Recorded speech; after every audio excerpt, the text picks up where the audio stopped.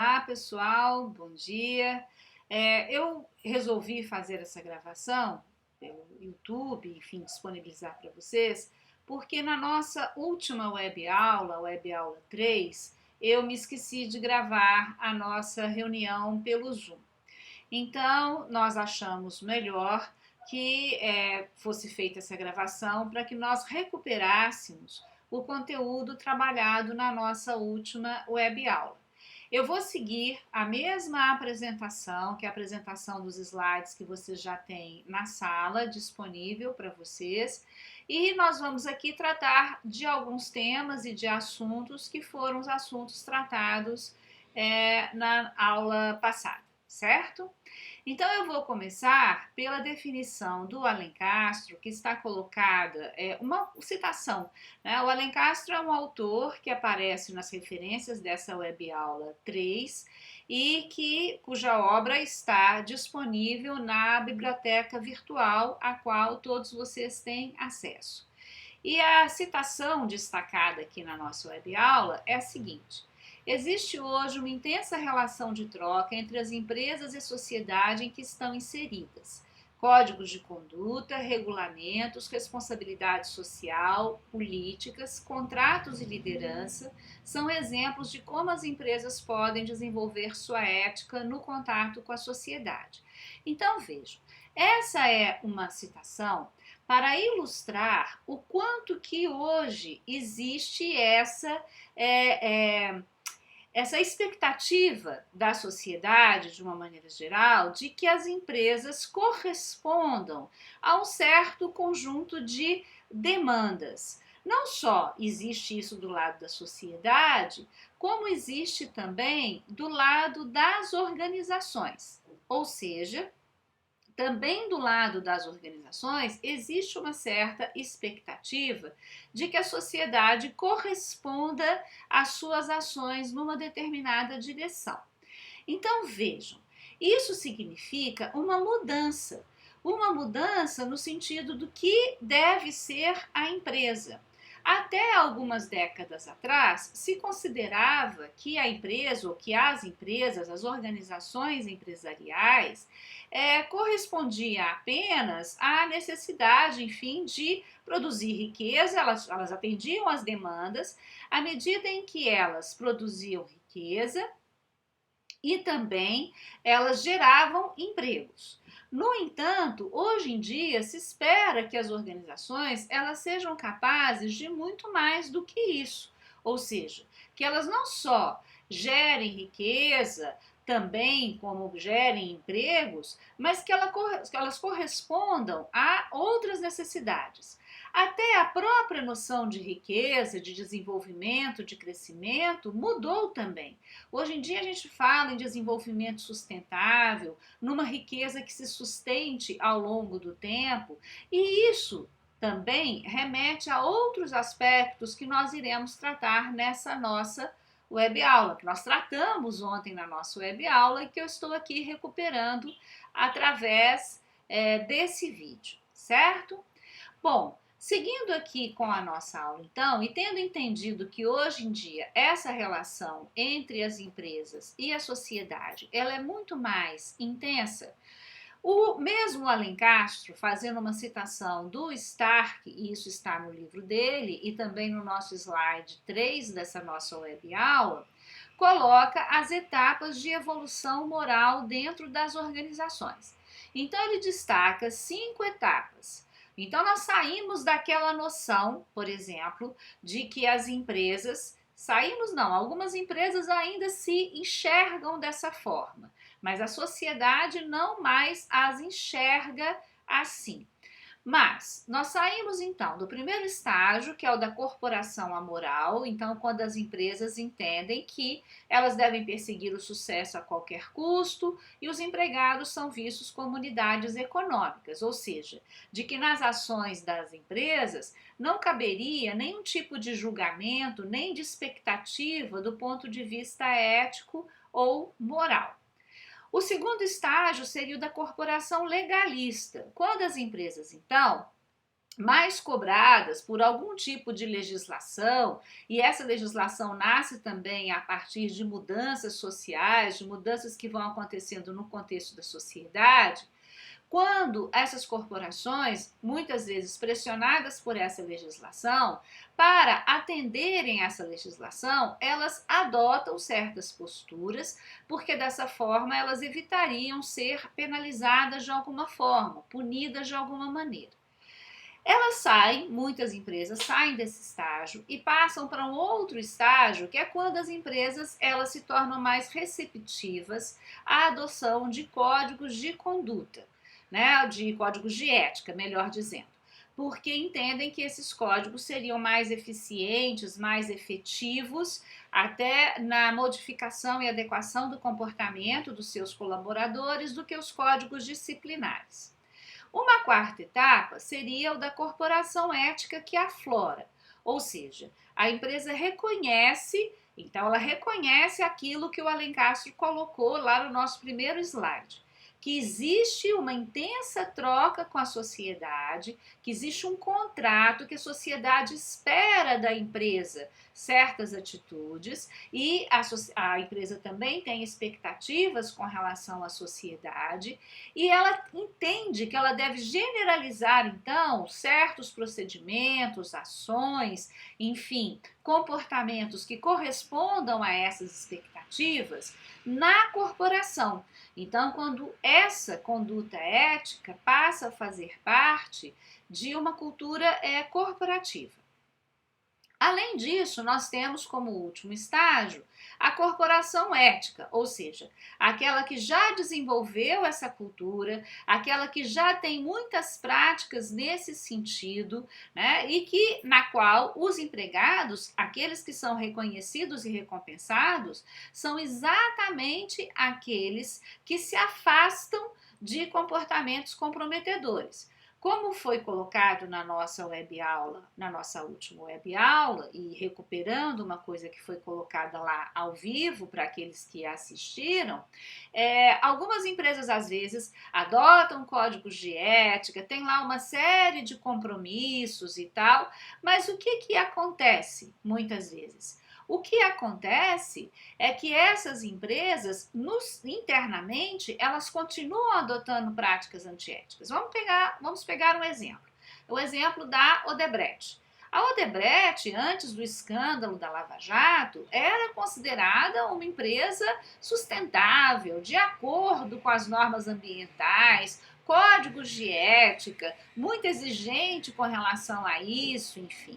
No entanto, como nós sabemos hoje, revelado pelas operações que tiveram lugar a partir de 2014, pelas investigações, enfim, o que nós sabemos hoje é que internamente a prática da empresa incluía, inclusive, um departamento de propina. Como isso ficou conhecido, enfim, foi comprovado, foi mostrado para todo mundo. No caso e aí o que acontece? Dentro daquele universo, certamente os executivos melhor remunerados eram exatamente aqueles que contribuíam para essas práticas, ou que praticavam isso, né? Já uma corporação ética, de fato, como no quinto etapa mostrado aí, na quinta etapa, né, do que é mostrado nas etapas da evolução moral destacadas pelo Alencastro, o que acontece é exatamente o contrário. Bem remunerados são aqueles que se comportam de modo a se adequar às melhores práticas. Mas, como nós já falamos, isso não é uma realidade em todas as organizações. Muito bem. Na nossa web aula de ontem, nós também destacamos essa notícia que está aí colocada para reflexão. Na verdade, é um exercício que é acompanhado de um texto e eu vou fazer como eu fiz na web aula, ou seja, eu vou ler o texto, vou explicar e vou deixar para que depois vocês respondam à questão. E se quiserem enviar a resposta ou tirar dúvida pelo ambiente, eu estou sempre à disposição. Então, a notícia é a seguinte. Notícia publicada no jornal Estado de São Paulo em 3 de maio de 2017 revelou que em 100% dos casos de fraude em empresas analisadas pela Protivit, consultoria global especializada em gestão de riscos e compliance. Compliance, para aqueles que ainda, né, não ouviram falar disso, é uma palavra em inglês que significa compromisso, comprometimento na obediência às normas, legislação que se deve, enfim, cumprir, certo? Mas, mais recentemente, esse termo, e que é largamente usado no universo das organizações empresariais, passou a significar mais do que isso. Quer dizer, além disso, passou, em alguns casos, a significar a existência de um departamento dentro das organizações responsável pela verificação do quanto que as pessoas estão, de fato, a organização nas suas práticas, no conjunto das suas práticas, tem seguido as normas e regulamentos que se espera que ela siga, ou que ela é obrigada a seguir por lei, certo? É nesse sentido, então, que surgiu, por exemplo, essa consultoria global, essa Protivit, que é especializada, então, prestar consultoria para as empresas, para, inclusive, avaliar se os seus procedimentos internos, se os seus funcionários, se a cultura da organização favorece o cumprimento de normas e leis que a empresa deve seguir, tá? Então, voltando ao nosso texto, a Protivit, consultoria global especializada em gestão de riscos e compliance, havia o envolvimento de um profissional na pesquisa que ela fez, havia o envolvimento de um profissional da empresa vítima, sendo que em 57% deles os funcionários eram de cargos executivos. Então, no conjunto das empresas investigadas pela pesquisa dessa consultoria, em 100% dos casos, havia o envolvimento de alguém da empresa que contribuía para uma prática considerada uma má prática de negócios, ou uma prática contrária às normas, às leis e aos procedimentos éticos. E em 57% desses casos, né, de todos os casos investigados, um dos funcionários era de cargo executivo. Então vejam que o problema começa de cima, na maior parte dos casos, certo? Os consultores recomendam que, entre outras medidas, as empresas tenham mais cuidado na contratação, que deve envolver testes, questionários e avaliações psicológicas. Porque, vejam, vocês bem sabem que para chegar num cargo em cima, né, de cima, um cargo executivo, a pessoa precisa passar por um processo de avaliação, uma série de exigências. Então, como que é possível que alguém que está nesse cargo tão alto tenha um comportamento que é um comportamento, enfim, contrário à ética?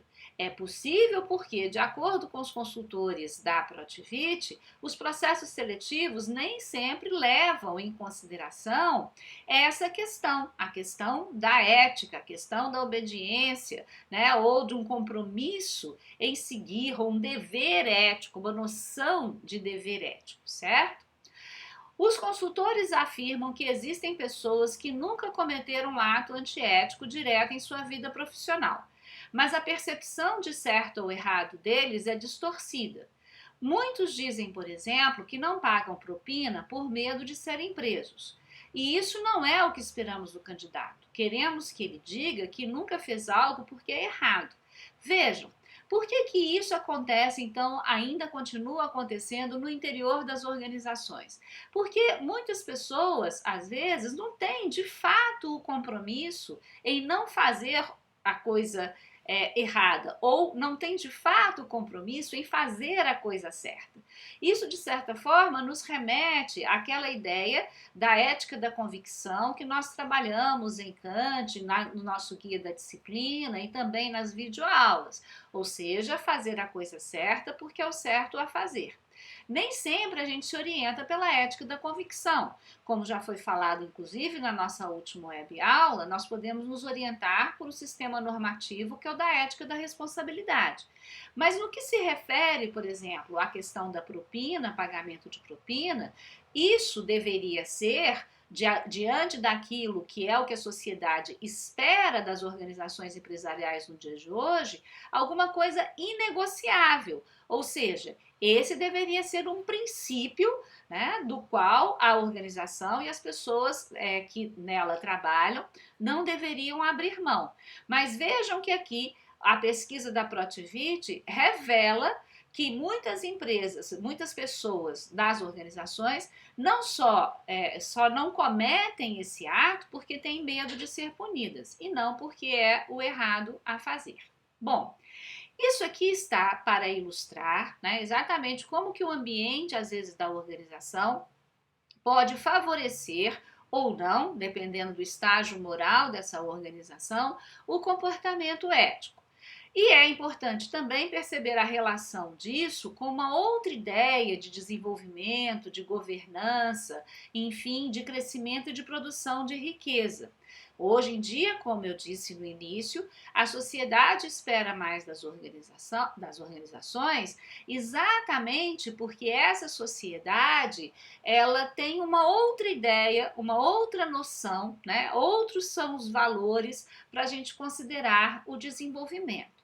Esse slide 4 tem uma pergunta, é um exercício, como eu disse, vocês podem depois fazê-lo ou não, enfim, mas ele está aí como sugestão de exercício. Mas nós vamos agora avançar um pouco mais exatamente para estabelecer essa relação ou para colocar melhor o que significa esse novo conceito de desenvolvimento, de riqueza, de qualidade de vida, né? É o conceito de sustentabilidade. Então, nós começamos no slide 5 com uma outra citação.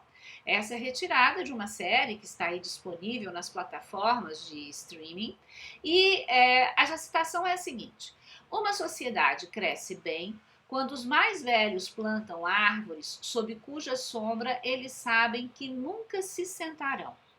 O que isso significa? Isso significa que uma sociedade se desenvolve bem, cresce bem, quando as ações que as pessoas, né, enfim, assumem nessa sociedade, quando os agentes dessa sociedade desenvolvem ações concretas no sentido de fazer com que as gerações futuras e não nós mesmos, e não os nossos filhos, mas os filhos dos nossos filhos e os filhos dos filhos dos nossos filhos, as gerações, né, que ainda virão, possam se aproveitar dessas ações. Percebem? Então, por exemplo, as ações voltadas para o meio ambiente, elas devem ter em vista não só a preservação daquilo para o nosso próprio bem, às vezes até, dependendo do que for, como por exemplo, destacado na citação, plantar uma árvore não necessariamente significa que eu vá vê-la crescer. Dependendo, né, da idade que eu tenho quando eu planto essa árvore, talvez eu não viva o suficiente ou bastante para me aproveitar da sombra dela, mas outros poderão se aproveitar. Essa é a ideia de sustentabilidade, a ideia de um desenvolvimento, de uma riqueza, de um crescimento que se sustenta ao longo do tempo. E é porque a sociedade veio adquirindo essa outra noção de desenvolvimento, de riqueza, enfim, do que é, né, sustentável, do que é ser sustentável, que a questão ela passou a esperar tanto das organizações empresariais, como foi falado no início dessa aula. Essa ideia de sustentabilidade, de você ter ações que possam, né, enfim, representar consequências a longo prazo, beneficiar gerações futuras, elas remetem também a um outro conceito, que é o conceito de governança. Como que uma organização empresarial, ela pode garantir que as suas ações elas sejam sustentáveis ao longo do tempo? Ela pode garantir, uma das maneiras dela garantir é desenvolvendo uma cultura na organização. Só que o desenvolvimento de uma cultura na organização depende de um conjunto de práticas, de valores, de princípios que sejam compartilhados por todos na organização.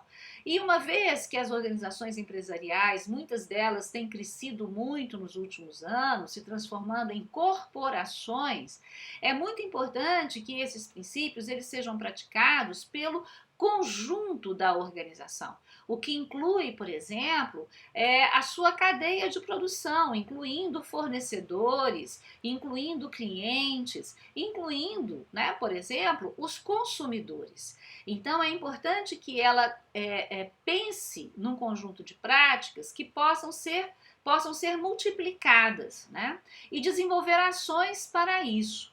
E o sentido de governança é esse. Atividade, como coloca aí o nosso slide 6, atividades apoiadas em objetivos comuns e partilhados, certo? Eu falei agora, a princípio, das organizações empresariais, mas esse mesmo sentido de governança, ele serve também para uma ideia de governança global. Então, quando as pessoas colocam, as organizações, os países, os líderes, colocam que algumas questões elas são globais e que, portanto, as ações, né, enfim, com relação a essas questões, elas devem partir, né, de um mesmo grupo de valores e envolver mais ou menos os mesmos critérios, nós estamos falando daquilo que é governança global. Agora mesmo nós estamos vivendo um momento em que a gente pode ver a atuação de órgãos que pretendem uma ação global, por exemplo, no que se refere ao combate à pandemia, certo? Então nós temos um fenômeno que atingiu o mundo todo, em alguns lugares com mais gravidade, em outros lugares com menos gravidade, mas todos fomos atingidos por ele. Um fenômeno assim, ele exige uma resposta que seja comum e partilhada, né? E que tenha se mostrado também, naturalmente, eficaz em todos os lugares. Então, essa ideia, por exemplo, de uma Organização Mundial da Saúde, o que é isso? É um órgão multilateral do qual participam vários países que define lá um protocolo para cuidar do tratamento dessa doença, no sentido de tentar controlá-la. Isso não quer dizer que esse protocolo ele não possa ser questionado, enfim, mas enquanto esse protocolo é o protocolo determinado, o que se espera é que os países, aqueles que fazem parte, né, continuem colocando em prática esse conjunto, porque se entende, a partir de pesquisas, dados, do que seja, que isso será mais eficaz para dar uma resposta conjunta a um problema que é conjunto, a um problema que é coletivo. Então, nós estamos falando de governança global, citamos esse exemplo da pandemia, mas poderíamos citar outros exemplos, como, por exemplo, as questões ambientais, certo? Então, também nas questões ambientais, considerando que mudanças climáticas, enchentes, inundações, isso pode afetar muito mais do que um país, isso pode afetar um continente inteiro, pode afetar o planeta todo. Então, daí a importância de nós termos um conjunto de práticas comuns e partilhadas, não só por governos, não só por governantes, mas pelas organizações empresariais e pela sociedade também, certo? Então, o sentido de governança é esse, é o entendimento de que só assim, com essas práticas comuns e partilhadas, que nós atingiremos um desenvolvimento sustentável, com aquele sentido, né, de que as gerações futuras elas possam se aproveitar das consequências positivas das nossas ações, certo? Bom, nós temos aí no slide 7 uma definição mais precisa do que é o desenvolvimento sustentável. E eu quero chamar a atenção de vocês para o fato de que a compreensão desse desenvolvimento, do que seria esse desenvolvimento, envolve nós considerarmos as consequências das nossas ações em 4 esferas diferentes, né? Na dimensão social, na dimensão ecológica ou ambiental, na dimensão econômica também, produzindo riqueza, e na dimensão institucional. Vejam bem, pensar em termos de sustentabilidade não é dizer que a natureza deve permanecer intocada e que as pessoas, então, que morram de fome. Não, não é isso. É você pensar num desenvolvimento que garanta que todo mundo tenha acesso a essa riqueza produzida coletivamente. É considerar as necessidades humanas de conforto, de alimento, de abrigo, mas considerar isso numa dimensão sustentável. Porque se eu considero essas necessidades, mas não levo em conta, por exemplo, os limites dos recursos naturais, vai chegar uma hora que eu consigo atender essas necessidades no curto prazo, mas no longo prazo eu não consigo atender mais, certo? Agora também, em razão da pandemia, nós também estamos vendo exemplos disso, né? As pessoas aglomeradas em escritórios, no transporte público e etc., isso é um risco potencial para a transmissão de doenças. Foi o que nós vimos agora. Então, repensar a organização dos espaços, a organização da vida das pessoas, talvez com mais tempo de home office, com menos pessoas circulando e etc. Isso, né, pensando no futuro, talvez seja uma maneira da gente corrigir, né, o que é uma situação que é potencialmente perigosa para nós. Mas isso não significa dizer que as pessoas não podem mais trabalhar, não podem mais consumir e que a economia deve parar. Não, a dimensão econômica ela tem que ser considerada na questão da sustentabilidade. E, evidentemente, que considerar todas essas dimensões, a social, a ambiental, a econômica e institucional, que tem a ver com os direitos e garantias fundamentais, como, por exemplo, o respeito à diversidade de gênero, étnica e tudo mais, torna as decisões um pouco mais difíceis. Ou seja, a gente vive hoje num mundo com uma consciência que exige, né, o tipo de demanda que a gente tem, o tipo de valor que a gente tem, exige uma reflexão muito maior a respeito das consequências das nossas ações, tanto para nós quanto para as organizações empresariais. Um último item dessa nossa aula, tópico dessa nossa aula, é a questão da cidadania. E que muito se relaciona com os outros dois tópicos mencionados. O desenvolvimento sustentável, como eu acabei de dizer, ele envolve também uma dimensão social, além da econômica e da ambiental, assim como uma dimensão institucional, que tem a ver com os direitos e liberdades fundamentais. Isso é o mesmo que dizer que o desenvolvimento sustentável ele envolve todas as dimensões que fazem parte da noção moderna de cidadania. A noção moderna de cidadania, ela inclui direitos, né, de pelo menos 3 categorias, tá? Que são os direitos civis ou individuais, então direito à liberdade de expressão, de opinião, de pensamento, né? O direito de eu poder me afirmar da maneira como eu quiser me afirmar, mas sempre levando em consideração que todos temos os mesmos direitos, então eu não posso pretender me afirmar impedindo que o outro se afirme, né? Porque o outro também tem direito de se afirmar, e essa é sempre a principal dificuldade nas sociedades modernas. O meu direito à liberdade de expressão não pode significar, né, que o outro fique calado, ou a diminuição do outro, ou o desrespeito à liberdade do outro. Muito se fala nesses dias em liberdade de expressão, mas e se essa liberdade de expressão significa a negação, né, da essência, da humanidade do outro, significa a agressão e a ofensa ao outro? Será que eu ainda posso ser livre para falar o que eu quiser, para dizer o que eu quiser? Certo? Então é sempre uma dificuldade e muitas vezes os debates se dão em torno disso. Qual é o limite, portanto?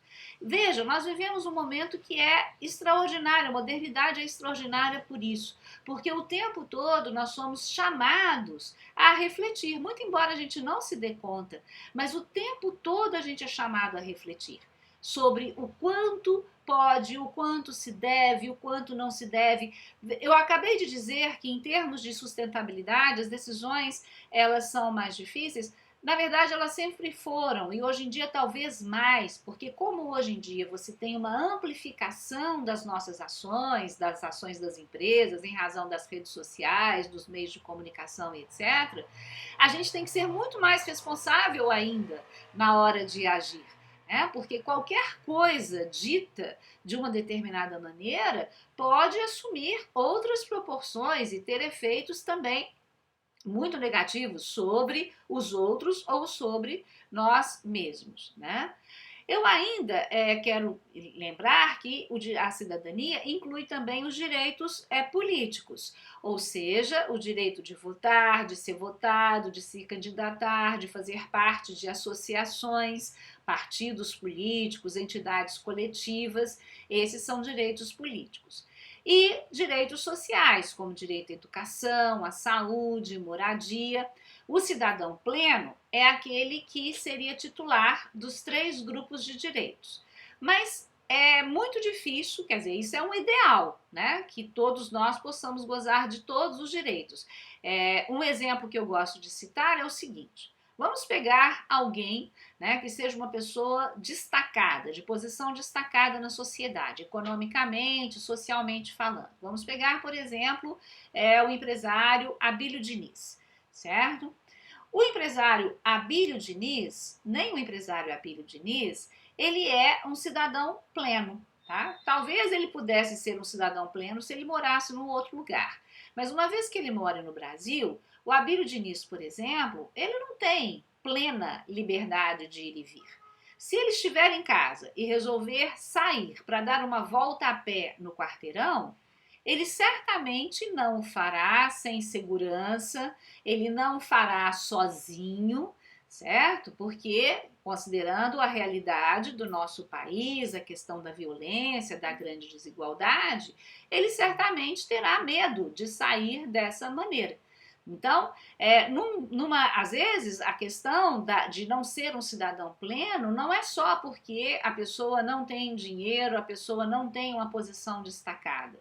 No caso de realidades muito desiguais, como a do nosso país, de uma sociedade muito conturbada pelas questões sociais, econômicas e pela violência, que é um fenômeno social, nenhum cidadão pode dizer que é cidadão pleno, certo? Agora, é claro que é evidente que o Abílio Diniz é um cidadão mais perto de ser pleno do que a maior parte da população, em razão dessas mesmas desigualdades que eu mencionei, certo? Tentar superar essas desigualdades e fazer com que a cidadania possa ser exercida plenamente por todo mundo, esse é o desafio que se coloca globalmente, certo? Não é uma coisa que é só do Brasil, é um desafio global. E ele é colocado exatamente nesses termos pela agenda da ONU, da Organização das Nações Unidas, daquilo que a gente deve perseguir até 2030. Um compromisso que, como eu disse, não deve ser só de governos, de países, que tem que ser das pessoas e, portanto, das organizações empresariais também, à medida que nós começamos a nossa aula dizendo o quanto as organizações empresariais se relacionam com a sociedade e devem corresponder a essas expectativas que a sociedade construiu das ações, a respeito das ações das organizações. Bom, um outro ponto dessa nossa aula, uma vez que nós falamos da questão da cidadania plena, diz respeito à questão da desigualdade, que aqui no caso do slide 9 da nossa apresentação, diz respeito às relações étnico-raciais no Brasil. Esse slide 9, ele é mais um slide conceitual, para dizer o que é minoria, o que é discriminação, o que é preconceito. Então, por exemplo, como eu coloquei na última web aula, preconceito é alguma coisa que todo mundo tem. Então, por exemplo, eu posso ter preconceito com relação a pessoas que não tomam banho. Não quero me relacionar com pessoas que não tomam banho. Né? Não quero sentar à mesma mesa que elas, por exemplo, certo? Isso é um preconceito. É um preconceito. Eu não quero me relacionar com elas. Não, falou que fulano não toma banho, então não quero me relacionar com essa pessoa, certo? Diferente é a discriminação. É quando eu nego à pessoa, ou às pessoas que tomam banho, o acesso a qualquer direito, por exemplo, o acesso à saúde, tá? Então, seria uma atitude discriminatória se eu dissesse, olha, pessoas que não tomam banho não podem ter acesso aos serviços da saúde. Isso eu não posso fazer. Isso é discriminação, certo? Da mesma forma, seria também uma atitude bastante condenável se eu me manifestasse, ou se eu manifestasse esse meu preconceito de forma ofensiva. Então, não só dizendo assim, olha, eu não prefiro não conviver com pessoas que não tomam banho, mas se eu, a partir daí, desse meu preconceito, extraísse, né, aquilo que eu imagino que seja o caráter de pessoas que não tomam banho e começasse a falar isso por aí, certo? Sendo que, enfim, tirando desse hábito, um traço de caráter ou de personalidade que eu não sei se corresponde à realidade, só porque eu não gosto de pessoas que têm tal hábito, tá? Então existe uma diferença entre o preconceito, que é esse sentimento que eu posso ter, e a discriminação, tá? A ação concreta de discriminar, de negar a expressão, a possibilidade de manifestação, o direito de ir e vir, o direito, né, à felicidade, às pessoas, né, porque elas têm determinadas características, certo? Então, é isso que é a diferença entre o preconceito e a discriminação. A discriminação, ela se manifesta concretamente. Mas vejam, a manifestação concreta não é só essa ação de negar que elas tenham acesso a. A manifestação concreta, ela se dá também através da palavra, do pensamento tornado público. Quando eu escrevo, quando eu gravo, quando eu me manifesto. Isso também pode ser considerado discriminação. Aliás, isso é considerado discriminação. E, em alguns casos, quando existe uma legislação que pune certos tipos de comportamento discriminatórios, pode ser considerado também um crime, tá? Mas eu destaquei essa questão das relações étnico-raciais no Brasil porque no nosso país nós temos uma desigualdade brutal no tratamento que é dispensado a certas categorias, a certos segmentos da nossa sociedade, grupos étnicos da nossa sociedade, no caso, sobretudo, os índios e os negros, certo? Os afrodescendentes de uma maneira geral, e temos também uma desigualdade grande no que se refere, por exemplo, às mulheres, tá? Então, uma coisa importante é a gente considerar que essa atitude discriminatória, ela diz respeito também a esses grupos que eu mencionei. Por isso que nós destacamos essa questão das relações étnico-raciais aqui na nossa web aula. Muito bem, eu chamei a atenção também das pessoas que assistiram a web aula ontem a respeito daquilo que está disponível, das referências dessa aula, que vocês têm aí nos slides 10 e 11, e chamei, sobretudo, a atenção para o canal do Instituto Etos, que está disponível no YouTube e que aparece na referência no slide 11. Convidei os alunos de ontem, convido vocês também que estão assistindo, a assistirem esse canal para que vocês possam se informar mais das muitas práticas que as empresas têm desenvolvido em termos de responsabilidade social, de cidadania, de promoção da sustentabilidade também e daquilo que elas colocam a respeito da governança. Muito bem, era isso que eu queria recuperar com vocês. Quero lembrar que eu estou sempre à disposição no ambiente para qualquer dúvida e eu espero que esse vídeo os ajude, né, enfim, a eliminar parte das dúvidas que tenham na disciplina, certo? E qualquer coisa, envie mensagem pelo ambiente. Tchau, até a próxima!